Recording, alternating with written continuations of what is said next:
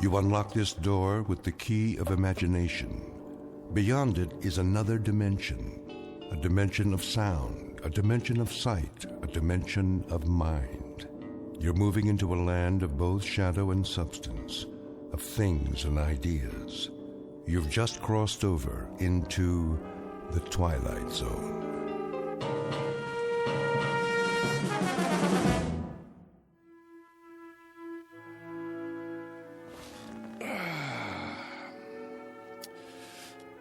Now then, to begin. Recording. Act 2, Scene 1. We open on a wide valley, the Alps in the background, as a ragtag army of men in brass helmets descend, followed by a bunch of elephants. In the foreground is their leader, Hannibal. Make that a herd of elephants. No, strike that. A thundering herd of elephants. Next shot. I need a drink. I say, I need... Yes? Greg? You have reached the home of Gregory West. At the tone, Cut it please out, leave... West. I know you're there. For one thing, you don't have an answering machine. For another, I can hear you sweating. Hello, Sammy. You know what day it is? It's Monday. You were supposed to have the script on my desk this afternoon. Oh, that, yes. My typist is running a little behind schedule. Your typist? Well, you know I don't use a typewriter. So get a word processor or a laptop. Never. Dictation is the only way. Helps me get the dialogue right. What's her number? Who? Your typist. I'll send a messenger. Not until I have a chance to look it over. Make any last-minute corrections. The network wants pages, Greg. They don't have to be perfect. Just give me a couple of more days. I can't stall them much longer. They want to shoot Hannibal's animals in the spring. They doubt me? They doubt their own grandmother if they had her under contract. They've got a lot riding on this. Well, you tell them I'm not some Hollywood hack. I'm a legitimate writer. They're lucky to have my services. And you're lucky to have a six-figure deal. This isn't Broadway, it's TV. And you've got a mortgage to pay off. I'm aware of that, Sammy. Oh, I shouldn't have answered the phone. One time I do. Is it Harold Prince? Is it the Theatre Guild? No, it's my agent with dialogue out of a Bud Schulberg novel. Bud who? Look, the script will be ready when it's ready. Do they want it fast or do they want it good? Ask them that, would you please? They want it tomorrow. That's what they want. I'm telling you. Bye, Sammy. We'll talk in the morning. Oh, my. Now I do need that drink. Mary? Did you hear what I said? Yes, darling? Ah, there you are. I was wondering Scotch and water? How did you guess? I think I know you by now. Relax, Gregory. You deserve a break. How right you are. Sit on the couch. I'll massage your temples before you go back to work. Ah, what a fine idea. Is the drink all right? Perfect. As always. There. Now close your eyes. Doesn't that feel better? I swear, Mary, you have, magic fingertips. The least I can do for such a talented man. That brain of yours must get overheated, working hour after hour, morning till night. I couldn't have said it better myself. Oh, yes, you could. You're a genius with words. I know. Oh, Mary, Mary. Yes, Gregory? Hold me. It would be an honor.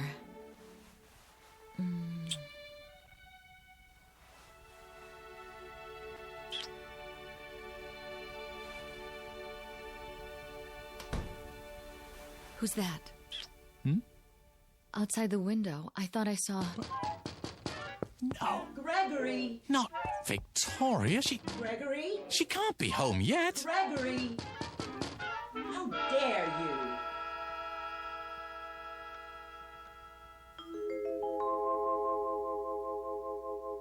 the home office of Mr. Gregory West, noted playwright, and now a resident of the Hollywood Hills, a quiet, thoughtful man, even a bit shy, and at the moment very happy, despite the fact that he is over deadline.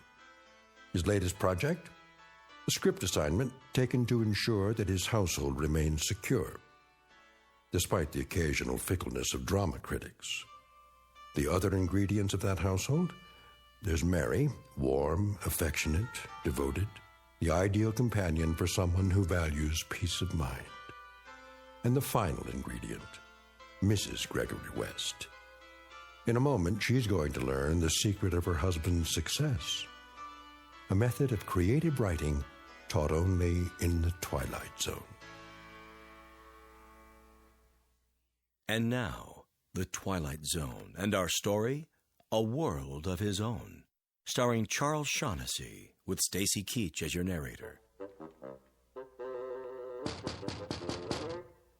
Gregory! Oh!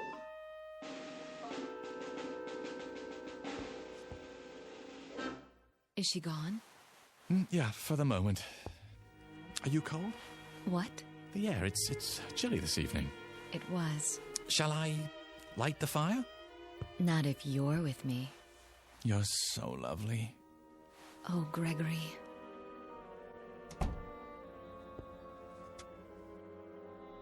Don't worry just yet. Oh, Mary. Gregory! Unlock this door immediately. I'm sorry. Greg, not again. I have to, Mary. But why? You don't know what she's capable of. I know you have a woman in there. Open up. No, Greg. What else can I do? I warn you, Gregory. Oh, my. Are you so frightened of her? She can make my life miserable if she chooses. All right, then. If you must. Do you hear me, Gregory? Are you deaf? Be right there. Don't think you can hide her from me. What's that, dear? Don't think you can let her out the window either. Gregory!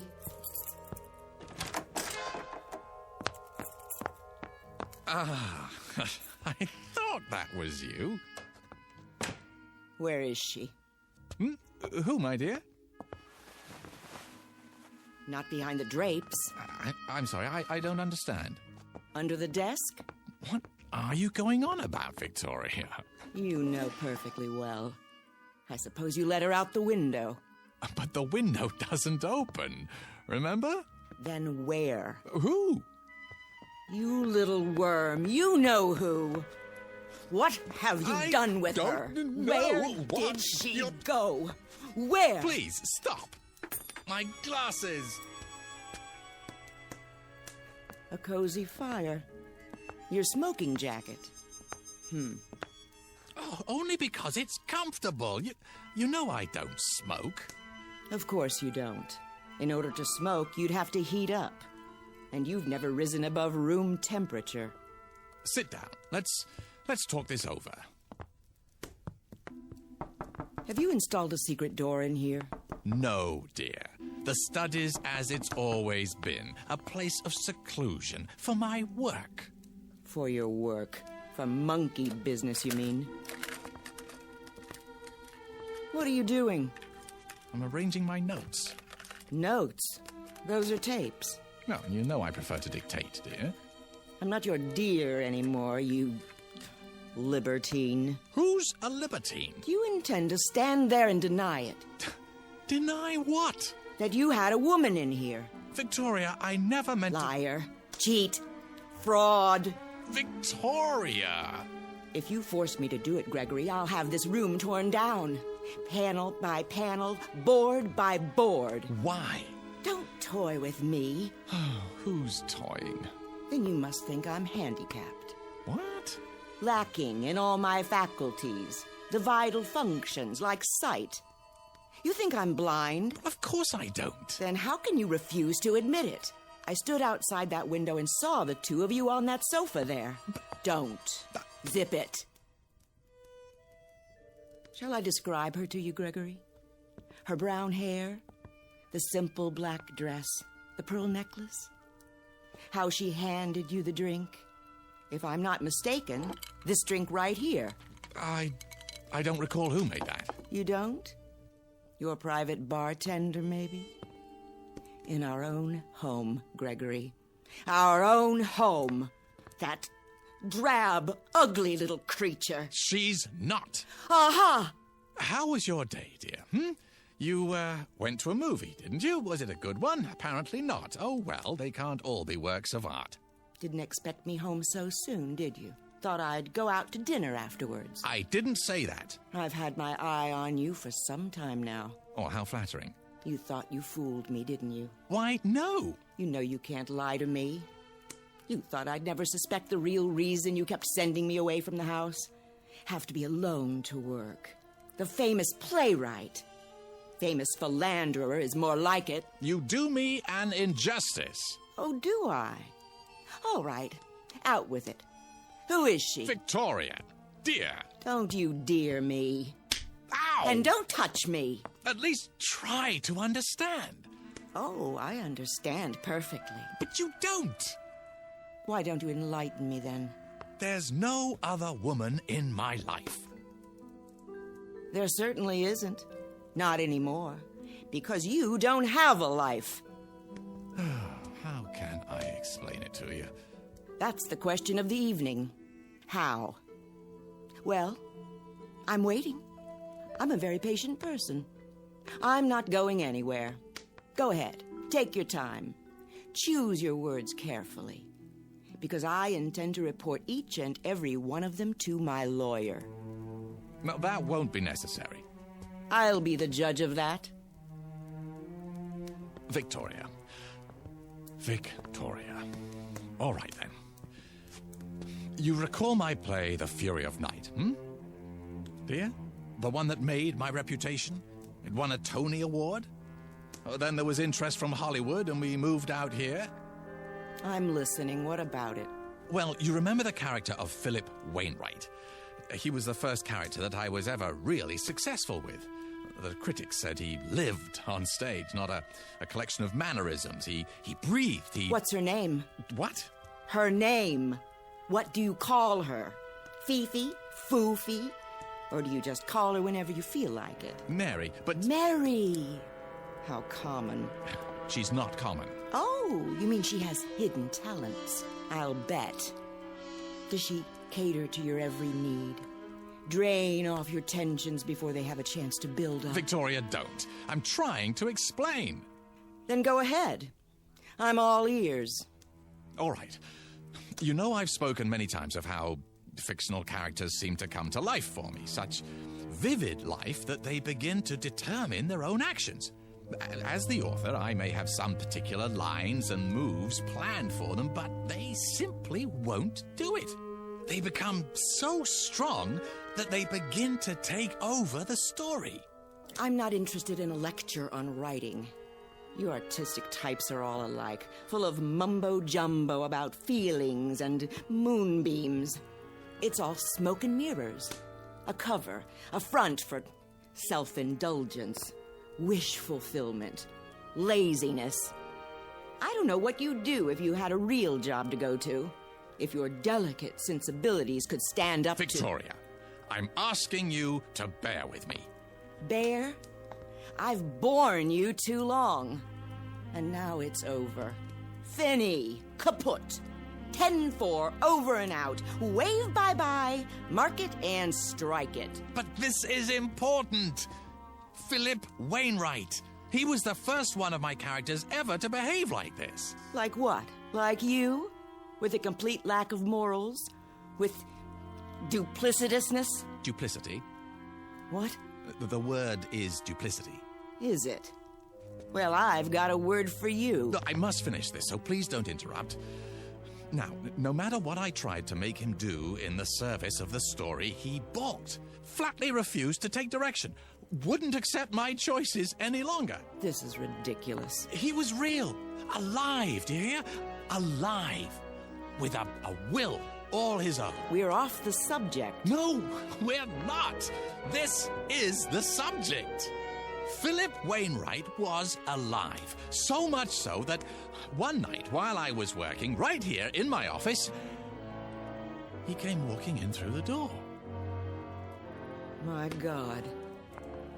You're delusional. Victoria, believe me, he did. He walked right in and took a chair in front of the fireplace. A real flesh and blood man. Not just words anymore. And I had created him. What are you doing? I think psychiatry is next on the agenda. Put the phone down. I'm telling you the truth, Victoria. Characters from my plays began to come to life. I saw them. I talked with them. I shook their hands. And made love to them? Yes! No, I mean no! You want me to put the phone down? How's this? Right on your fingers. Ow! Get out of my way. Look, hear me out. You know how I work, how I dictate my dialogue and descriptions into the tape recorder. The lazy man's way to riches. I can describe any character at all into it, and now, if I do it well enough, truly enough, the character will come to life. Real life, Victoria. Listen to yourself. They don't even have to be characters in my scripts anymore. They can be any kind of characters I want. You belong in an asylum. You told me that you saw Mary in here, didn't you? Oh, I saw her. Then how did she leave? I don't know. But I trust my own eyes before I trust you. Well, think about it. She didn't use the window. And you know very well that there's no secret door in here. The magician reveals the tricks of the trade. I'll tell you how she left. Because I want you to understand. Look in the fireplace. The what? The grating. Go ahead, look. I'm supposed to believe that she went up the chimney? Well, in a sense, but not the way you mean. Here, I'll show you. See this? What is it? A melted cassette tape. Is that what you do with your so-called notes? Burn them? Only on occasion. When I have to get rid of something in a hurry, or someone. The tape I had recorded her on, I threw it into the fire just before you entered the study, and she was gone. Poof! Just like that. Uncreated. Look, if you'll come over here, you can see what... I've heard enough. Wait! I'm leaving. I'm telling you the truth. Get out of my way. Where are you going? I'm going to have you committed. Look, you've got to believe me, Victoria. What do you think you're doing?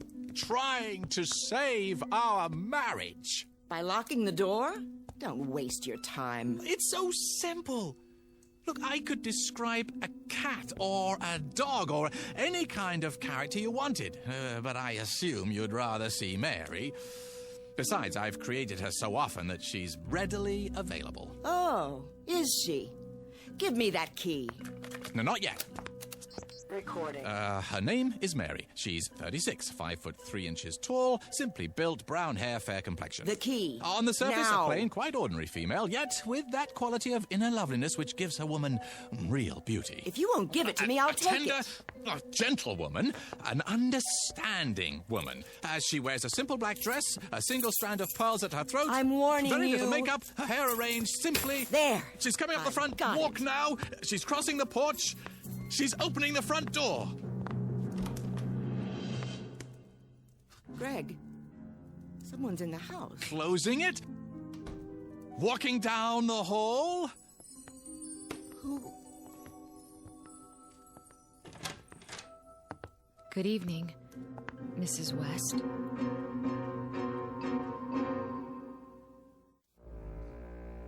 Well? She's real. How did you do that? Do what? Bring her here. On cue. Don't you understand? I described her on the tape. You heard me. But why, Greg? Why do you bring me here now? Because... it's a bit tricky to explain. Try. Come in, Mary. Thank you. I'd love to. She asked you a question. I'm trying to think of the best way to put it. Give me a moment, Mary. You do know each other. Oh, yes. Your husband's a wonderful man. What do you want here? There's nothing to be afraid of, Mrs. West. I'm here because it's Gregory's wish. It's not mine to doubt him. Doubt him? You mean you don't? I'm sure he has his reasons. There. See? Well, Victoria? Do you believe me now? This is some kind of plot. You did let her out of here through a secret door somewhere. Behind the bookcase? I'll find it. Then you tell me some fool story about characters who come to life and walk around as big as you please. It's not a plot, I assure you. Not a very clever one, that's obvious. You lock the door and pretend to make her real. And she slips around from the backyard and comes in through the front door and tries to make me think she's... Oh, no. That's not what happened. Not at all. I swear. You're trying to drive me insane. You want to have me committed. I only did it because you said you were gonna have me committed. Oh, no. You want to get rid of me so you'll have our property all to yourself. So you can share it with this... Nothing of the kind. I only wanted to show you. Yeah, it's a demonstration. Greg? What is it? Is that why you brought me here? Not because you wanted to see me, but only to show her? Mary, try to understand. I am trying. Only... Victoria's my wife. Not anymore.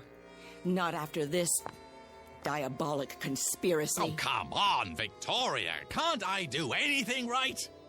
That's something I've been wondering for years. You haven't answered me, Greg. Answered what? Is that all I am to you? A parlor trick? Something to show off? Go ahead. Lie some more. Victoria, do you honestly believe that? Yes. And that's the only thing I believe. I hope you two are very happy together. Here we go again. Don't leave because of me. I wouldn't think of it. I'm leaving because of me. Victoria, please. Let go of me, monster. Very well. I'll claim false imprisonment. In your own house? What are you going to do now? Oh, you'll see. I'll scream. I will. What for? No need. Is that my tape? It is. And you're going to... There's no way around it. Craig, why do you do this to me? I'm sorry, Mary, but what else can I do? But again? I just got here. I have no choice. That's all you ever say. Don't you think I'm nice enough? Oh, that isn't it at all. Not loyal? Not interested in your work? Not sensitive to your needs? Not giving enough? No, quite the contrary. If you're going to be cruel to her, don't do it because of me. No, of course not. Wouldn't believe me. Oh, no. Had to make me prove it. Make me force poor Mary to... Oh, Victoria. Sometimes I wonder.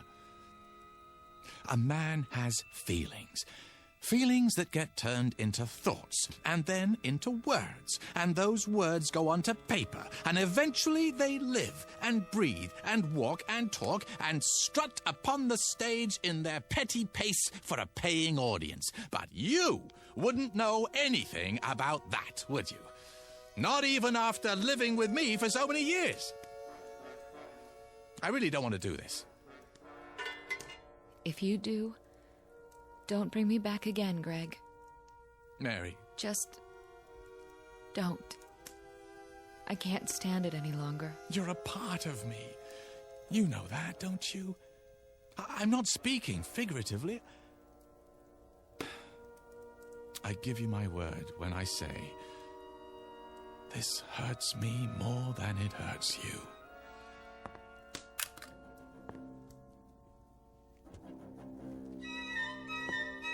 I'm so sorry, Mary. But she is my wife. I understand. I suppose. Greg, I feel so strange. What's happening to me? Help me. Greg, help me. Please. Greg, I feel so strong.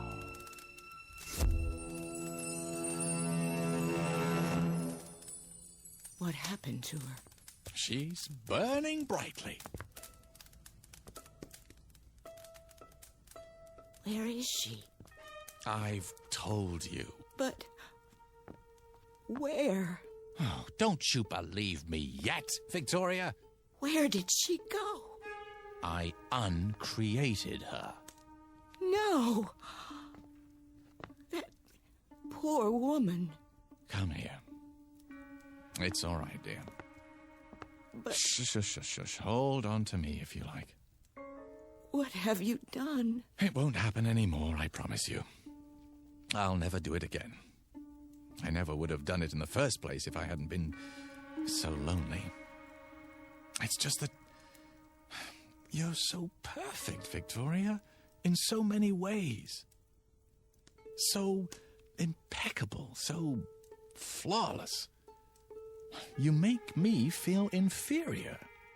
Really, Gregory? I can't help what I am.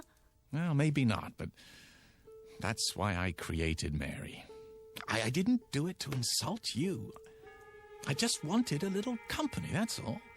Someone who wouldn't judge me and find me wanting. Someone I could talk to, someone I could feel comfortable with, instead of like a worm. You do understand, don't you? This has been a small sacrifice for me, and a giant step for the institution of marriage. What are you doing now? What else can I do? Return to work, burn the midnight oil, and all for a paycheck to maintain the lifestyle you so richly deserve. Another tape, another dollar. We'll work it out, Victoria. You'll see. Somehow we'll work it out.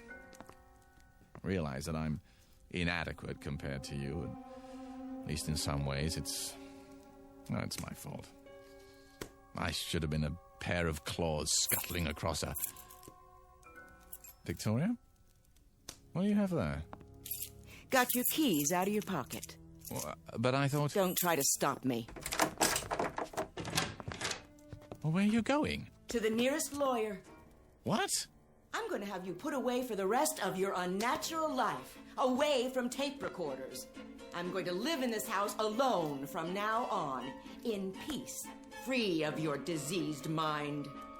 No, Victoria. Yes, Victoria. Wait! No, wait! I can't let her go. I can't. I have to stop her. But how? Recording. A giant red-eyed elephant is standing just inside my front door, and he's mad. He isn't going to let her pass.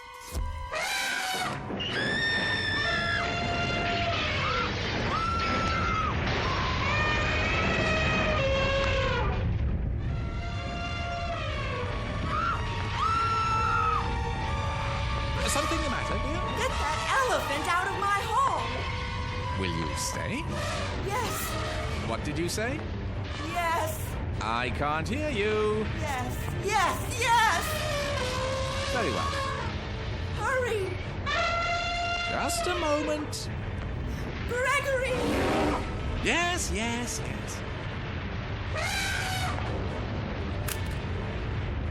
I can't hold the door! His trunk! He's grabbing my hair! Another second or two.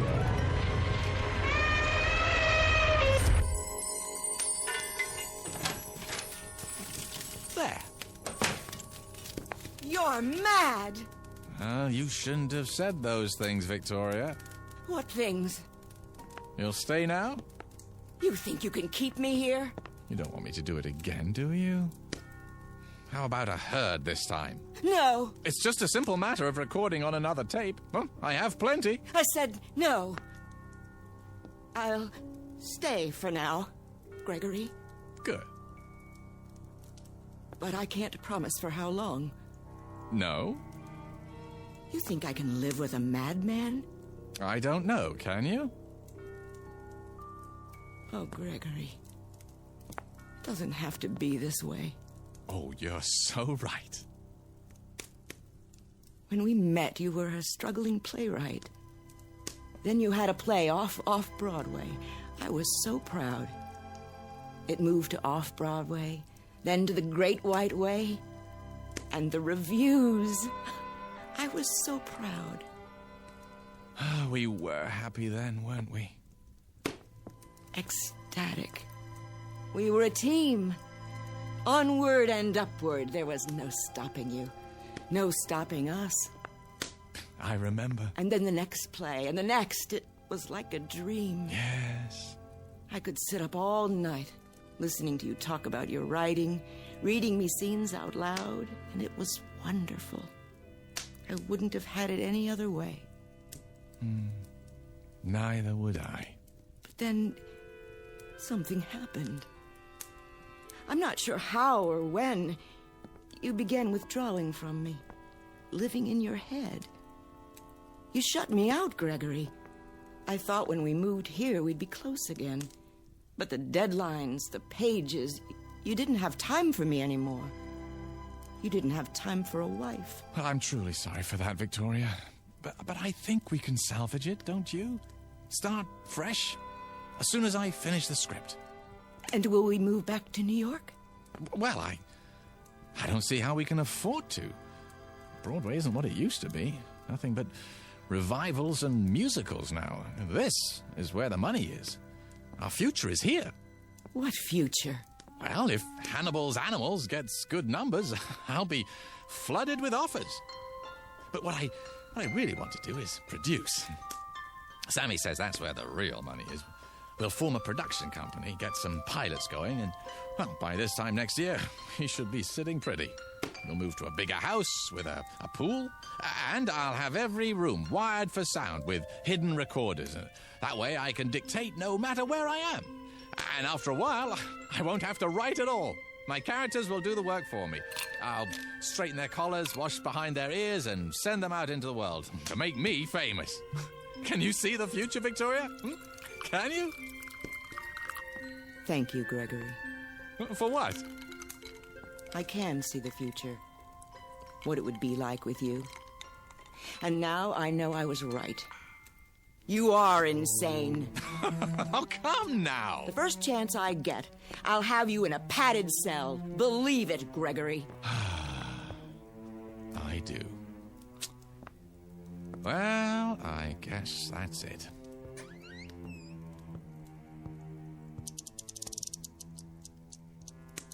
How long have you had a safe in the wall? This one? Well, only since we moved here. Before that, I had a safe deposit box. From the time we were married. What's in the envelope? Oh, see for yourself. It has my name written on it. Victoria West. That's right. What's this supposed to mean? I'll show you. A cassette tape. Your tape. What do you mean, my tape? Shall I put it back for safekeeping, Victoria? Or shall I burn it? Which will it be? You wouldn't. The choice is yours. You want me to believe... Oh, I'm telling you, Victoria. As if I had to. Well, look at yourself, Regal, beautiful. You could have had any man you wanted. Haven't you ever wondered how you got stuck with me?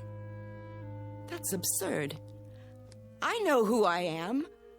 I have a lifetime of memories. Oh, I know you do. I gave them to you myself. It's all here on the tape. Didn't I just tell you you're impeccable? flawless. Exactly the sort of wife that I used to think I wanted more than anything else in the world. This is another of your tricks. Why do you suppose I was so upset when you came back before, No, not because of Mary, but because it was the first time you'd ever come back against my will. The first time... Do you think you're frightening me? No. No, I guess not. You're beyond that, aren't you? I made you too strong. I forgot to give you human frailty. Well, I guess I deserve it. It's what I asked for. I'll put it back in the safe. Give me that. Oh, you want to be careful, Victoria. Very, very careful. You tedious little bore. How could I ever have believed I loved you? Here's what I think of your childish trick. Victoria! Do you know what you've done?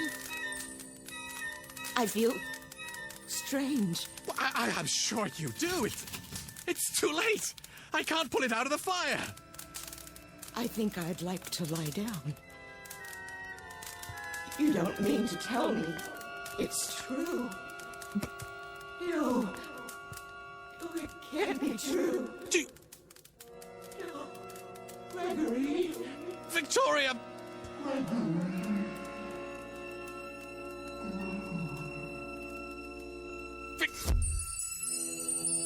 Oh. I told her. Oh, why wouldn't she listen to me?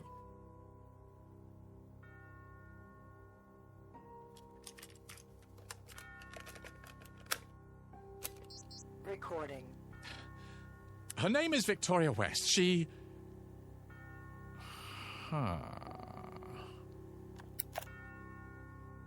Better to leave well enough alone. Recording. Her name is Mary. Mrs. Mary West. She's 36, 5'3" tall, slimly built, brown hair, fair complexion. On the surface, a plain, quite ordinary female, yet with that quality of inner loveliness which gives a woman real beauty. A tender, gentle woman. Just now she's coming into her husband's study. Hello, Gregory. There you are. What do you have, darling? Oh, nothing really. A tape recorder. One of the tools of my trade. Will you show me how it works someday? Oh, I don't think it would interest you. Oh, it's of no importance. Nah, no importance at all. Is the drink all right?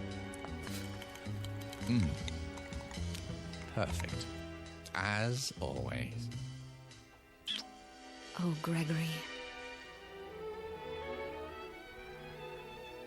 Mr. Gregory West, still shy, quiet, very happy, and apparently in complete control of the Twilight Zone.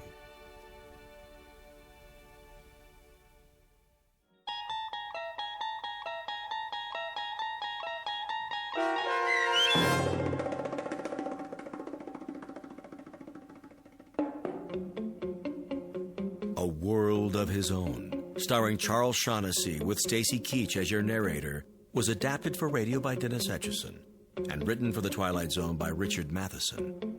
Heard in the cast were Linda Ryder, Alyssa Fraden, and Doug James.